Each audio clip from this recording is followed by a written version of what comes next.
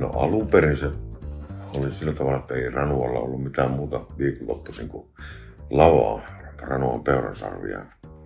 Sinne mä menin, mä olin ensimmäinen asiakas Ranuan Peuransalvissa, tanssiasiakas. Ja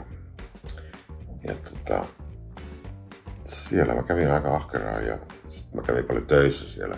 Mä olin Narikassa töissä ja rakensin lavaa ja laitoin tuolit valmiiksi ja tällä kun ei ollut rahaa, niin sai vapaa-lippuja tällä tavalla.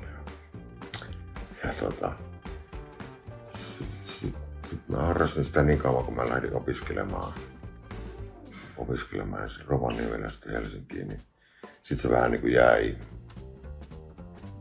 niin kuin, tai harventui aika tavallaan. Ja sitten kun valmistui ammattiin, niin sit se jäi melkein niin kuin voisi sanoa kokonaan. Koko ajan mä haaveilin siitä, että mä menisin lattarikursseille ja sitten mä otin kerran, muutama vuosi sitten otin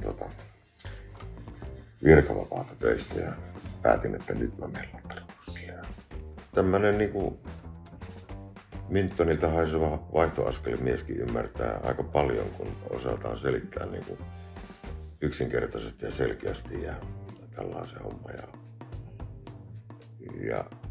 sitten kun mä olin käynyt siellä kurssilla, niin mä muistan, mä menin Särkänlavalle tanssimaan. Ja sitten mua tultiin itse asiassa hakemaan Chachalle. Mä olin just ollut Chacha-kurssilla. Mä tultiin hakemaan Chachalle. Mä sanoin, että ei mä kyllä, että perusaskel nyt menee jotenkin ja ehkä yksi käden ali vienti, mutta siinä se on sitten. Ja ei kun nyt lähdet tanssimaan vaan ja et sä muuten tätä ovi, että nyt pitää mennä. Ja sitten mä lähdin siellä naisen kanssa tanssimaan ja sekoilin tietysti siellä koko ajan, kun jännitti niin kauheasti, mutta sitten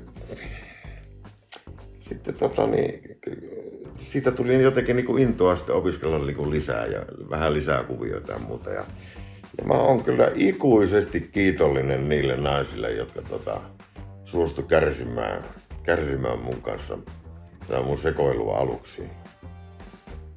Ja käyn hakemassa heitä aina tanssimaan, kun vaan löydän heidät lavalta. Kyllä sitä kannattaa mennä sinne. Eihän tämä nyt mitään aivokirurgia kuitenkaan ole, että tässä nyt jotakin tosi vahinkoa tapahtuisi, jos vähän sekoileekin tanssiaskelissa. Että kukaan ei loukkaannut eikä kuole eikä mitään. Sinne vain sekoilemaan.